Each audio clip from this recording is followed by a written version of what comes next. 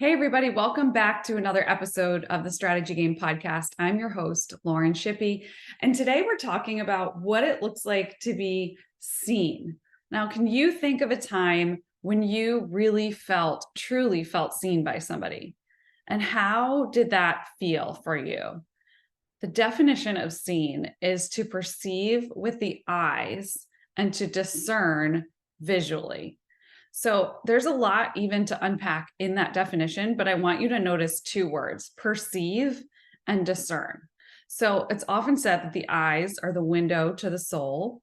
Um, and I'm sure you can think of a time when someone just looked at you and they really, really looked at you and they looked into your eyes, and it almost felt as if they were staring deep into your soul.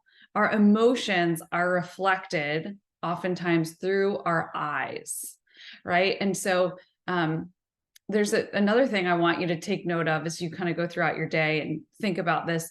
Have you ever seen someone's eyes shift in the middle of a conversation?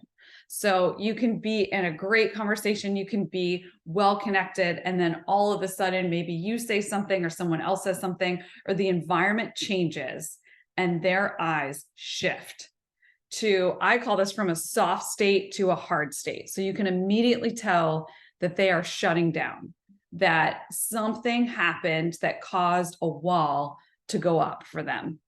And I'm sure you can think of a time when this happened to you. This is what I'm talking about when we really see people and when we start to notice them. So just looking into somebody's eyes can actually tell us a lot just about where they are in that moment, just so that we can know exactly what state they're in, and we can know how to proceed with the conversation, how much to open up to them, how much to maybe pause on sharing something, right? So this can be essential when it comes to life and business. So our personal relationships, if we're sensing that someone is shutting down, that's a cue for us. It's a call to pause in our spirit and say, hey, I need to take a break here and just think about or perceive or discern what's going on in this conversation and what might need to shift, or maybe something that I might want to say or not say depending on their condition and where they are. So I actually, in the book, I talk about this, and we talk about the different parts of the eyes and how they actually work together to help us see.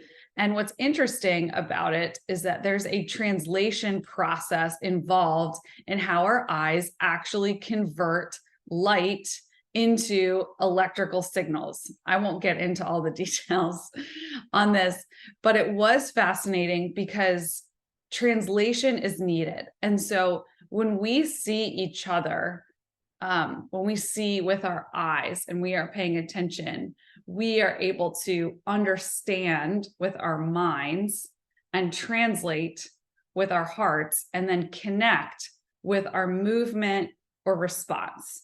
So what this revealed to me as I was writing it is that it's really a full body effort. And so this means that we have triggers, or we have emotional blocks, or we have previous wounds that we're holding onto, and these can distort our ability to see clearly.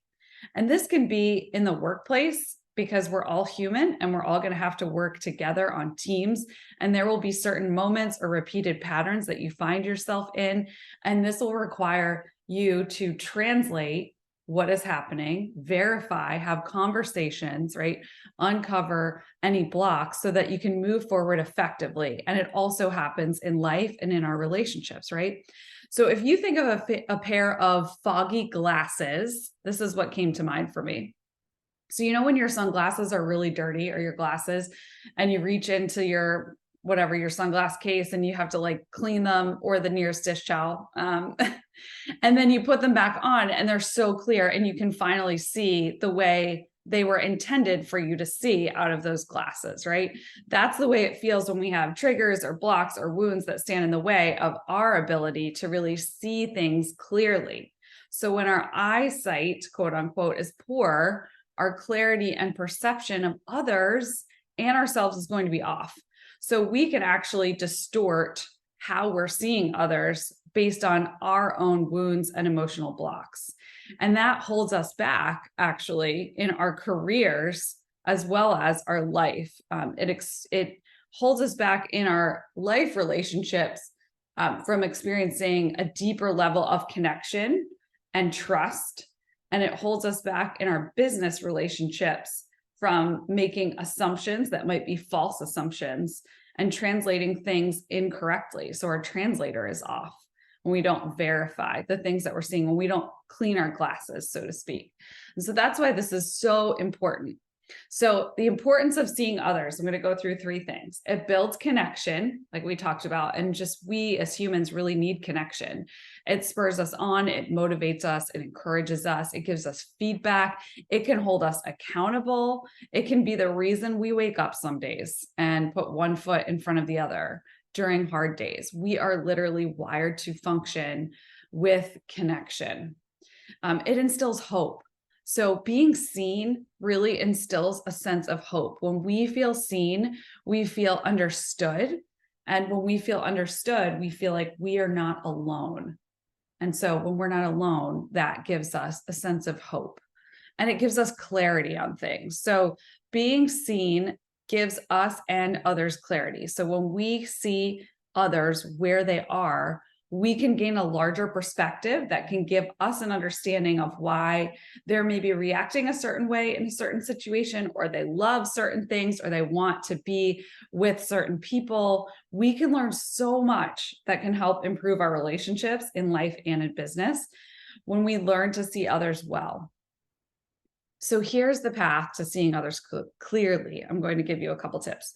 Realize what is unspoken. So what are those around you saying without saying anything at all?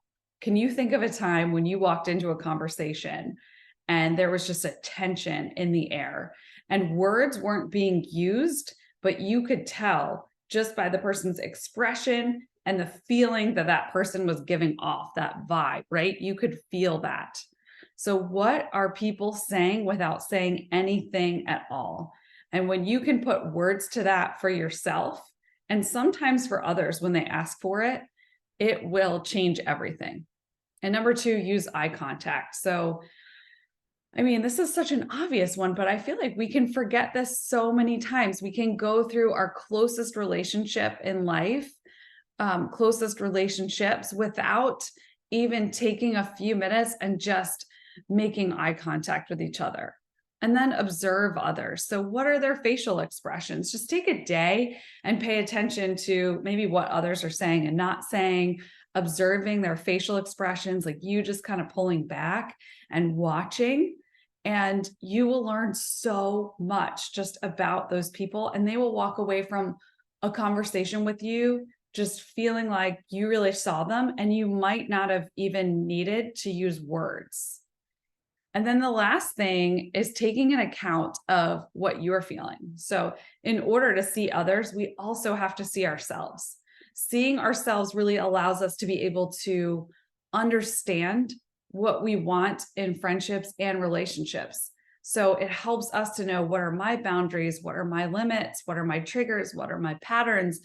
And then when we can get in a healthy place, and we're never going to have arrived, but we're always going to be working on this. But if we can do some of the work that will help us get clear glasses for ourselves, then we can also reflect that onto others. So it's a really important foundational principle to success, really, in our lives and in our businesses. And that's why I really took some time to write about this and discover it for myself. What does this look like to be seen? How does this actually work? And the 2 words that I'd love for you to walk away with are perceive and discern. So perceive what's going on around you today, and then discern or translate what it looks like. And if something feels off, verify.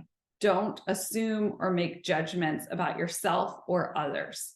Take the time to verify those things, because that's where the subconscious mind can creep in and trick you into believing something that's not true about yourself or others. And that can have long-lasting impacts on your life and your business. So we want to make sure that we're getting clear glasses, that we're removing the fog out of the way so that we can really see ourselves and others really clearly. Thanks so much for listening in. If you like this episode, give us a review. As always, that really helps. And for more, head to storywork.co.